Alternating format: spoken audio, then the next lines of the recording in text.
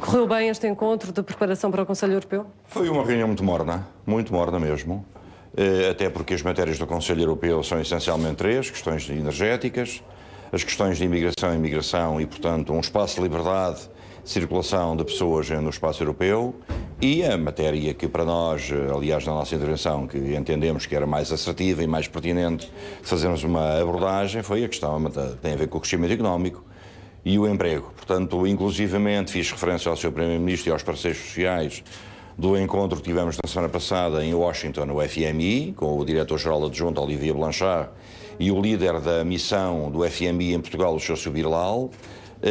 Temos naturalmente algumas preocupações, e as preocupações é que o facto de no dia 17 de maio ter ido embora a Troika não significa que tenhamos algum alívio, alguma atenuante em relação a políticas de austeridade. Continuamos a verificar de uma forma muito pouco visível algum crescimento económico.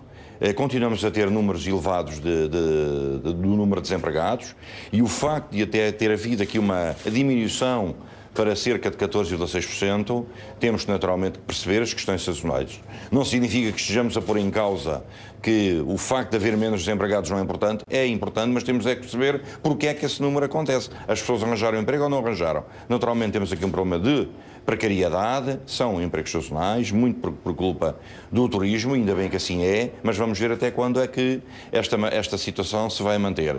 Por outro lado, não deixamos também de abordar o Primeiro-Ministro nas nossas preocupações sobre, neste momento, em termos de imigração, com o facto de termos tido conhecimento e termos sido abordados por organizações sindicais europeias, nomeadamente da Áustria, do Luxemburgo e da Alemanha, em relação à forma, ao dumping social de que são vítimas muitos dos novos imigrantes portugueses, na maior parte deles jovens qualificados, médicos, enfermeiros e outros que estão, neste momento, à procura e encontraram trabalho em alguns países, nomeadamente nestes destinos, e qual é, neste momento, a situação de que muitos deles estão a ser vítimas. Portanto, alguma desigualdade, algumas dificuldades de uniformização de regras. O que é um alemão e que é um enfermeiro português ou um médico português em Inglaterra ou na Alemanha tem claramente um estatuto diferente daquilo que tem no próprio país.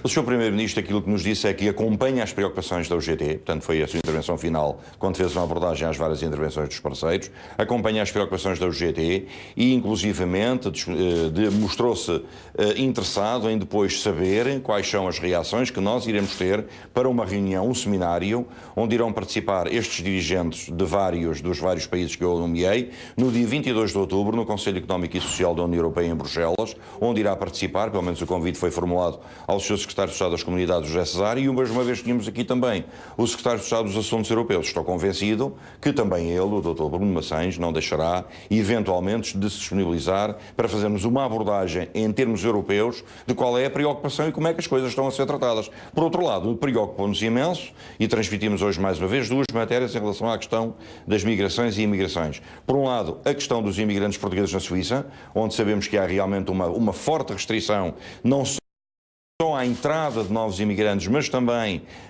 ao próprio tratamento que é dado à atual imigração portuguesa na Suíça, sobretudo à mão de obra menos qualificada, e ao mesmo tempo a matéria da cooperação portuguesa dos países de língua portuguesa, onde há uma tremenda dificuldade de os cidadãos portugueses, quando se deslocam a esses países, terem dificuldade na obtenção de vistos, no prolongamento e, sobretudo, na pouca previsibilidade que os nossos cidadãos têm, inclusivamente nós, dirigentes sindicais, em ações de cooperação, temos dificuldades visíveis ao nível do tratamento dos vistos nas embaixadas. A CGTP dizia... O Primeiro-Ministro pode declarar um novo tema, a agenda europeia, ter escolhido a natalidade. De facto, o Primeiro-Ministro ter escolhido a natalidade para... O Sr. Primeiro-Ministro, aquilo que transmitiu aos parceiros sociais é que não apenas o governo português, mas todos os governos na Europa têm efetivamente em cima da agenda uma grande preocupação. Crescimento económico e encontro de empregos. Temos mais de 20 milhões de desempregados em termos europeus. Mas há uma coisa que ele disse, realmente é preciso dinheiro, é preciso investimento, e então, portanto,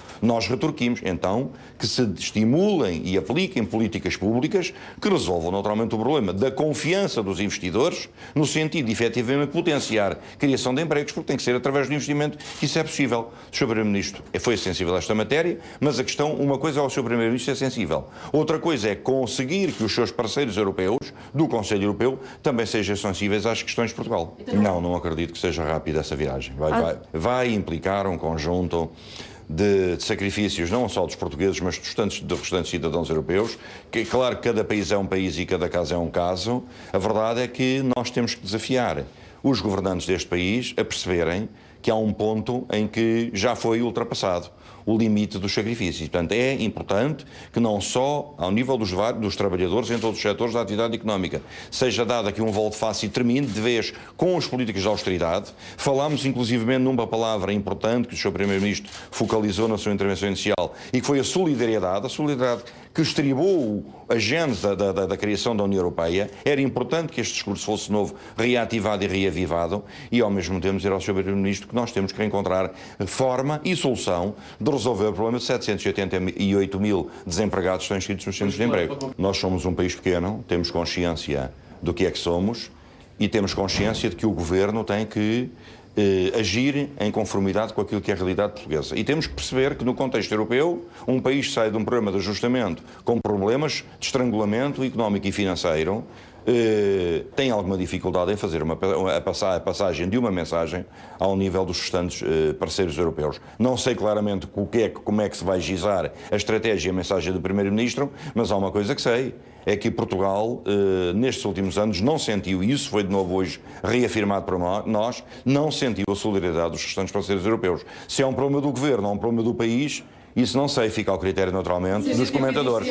Partilho da preocupação de mantermos ou elevarmos neste caso, e foi a última mensagem do Primeiro-Ministro hoje, de dizer que a concertação social vai ter que ser de novo estimulada, que tem a garantia de que os parceiros sociais, nomeadamente os sindicatos, são uma parte importante na procura de soluções e que, acima de tudo, a garantia que o Governo hoje deu, e pela voz do Primeiro-Ministro, é que a dinamização da contratação coletiva vai ser um facto. E é por causa disso que a UGT, há cerca de 3 semanas, enfim, aqui em reunião de concertação social, deu o seu agrément, naturalmente, à dinamização da negociação coletiva, depois de um forte período, até foi relativamente curto, de negociação bilateral, e neste caso até foi trilateral. Portanto, estas são as palavras do Primeiro-Ministro. A partir daqui, vamos aguardar, mas estou convencido que nos próximos tempos muitos sacrifícios continuarão a bater sobre o povo português. Mais uma questão ainda. Esta aposta nas políticas de natalidade? Se faz sentido para Carlos Silva? Com certeza. Uma das questões que nós colocámos também hoje em reunião com o Sr. Primeiro-Ministro foi que nós percebemos os constrangimentos financeiros, não conseguimos perceber é que esses constrangimentos financeiros decorrentes de um programa de ajustamento e da necessidade de cumprirmos neste momento o pagamento de uma dívida tremenda que o país tem perante os credores internacionais, leva ao encerramento de serviços públicos, leva à destruição do interior do país, aguardar para que o Governo também nos traga para cima da mesa da negociação quais são as suas propostas e o que é que pretende implementar em Portugal de políticas públicas que promovam a natalidade. Portanto, não é com a atual carga fiscal, não é com os problemas de desemprego, não é com o facto de muitos jovens casais estarem simultaneamente os dois desempregados que se resolvem os problemas da natalidade do país. Haja políticas públicas que venham ao encontro dessa gente e, portanto, nesse sentido, cabe ao Governo a última palavra, caberá aos parceiros sociais reagirem em função das propostas do Governo.